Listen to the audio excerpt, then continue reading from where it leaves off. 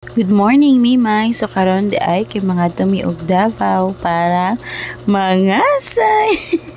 Ito guys, di lang po kay mangasay ha bali. Na po meeting among Daddy Lo. So gusto lang po sa kung atin na ubanan mi kay ang nag-drive magod si Daddy A.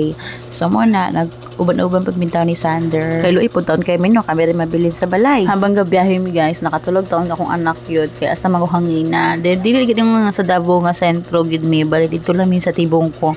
Which is sa gipuan put sa kong ate sa una nga kaning kauban na mo ron. So tara, ubanin sa among biyahe mga kamimay.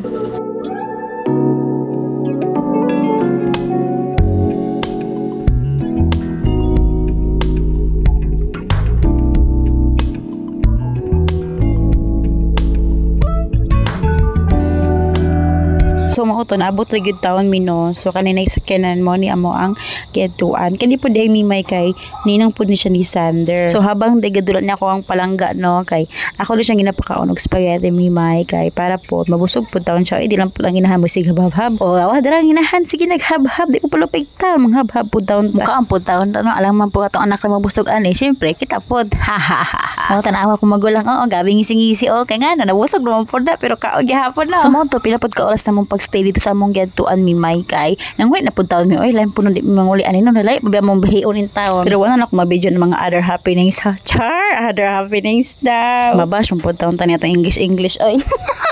So pori naman ni guys kay mga around 5 PM nagidi siya hapon na jud kayo no natulog na among mga kiddos and then nakagimi ani sa may panabo nindot biya kayo siya o murag gyapon Pasko sa ilaha maka heart ba sa mata ang mga siga-siga niya ay malipag gyapon gid mga bata sa suroy din hano kay makita na yung siga-siga then kani pud nasa ilang Center Island no kay nindot pud kay mga butterfly o asa gid po nindot sa mga color sumoro to oy awo na abto na gyud mi gabi o kaning kauli nga ayo pud ko kalimte follow ha para monetize na pud ta ni oy share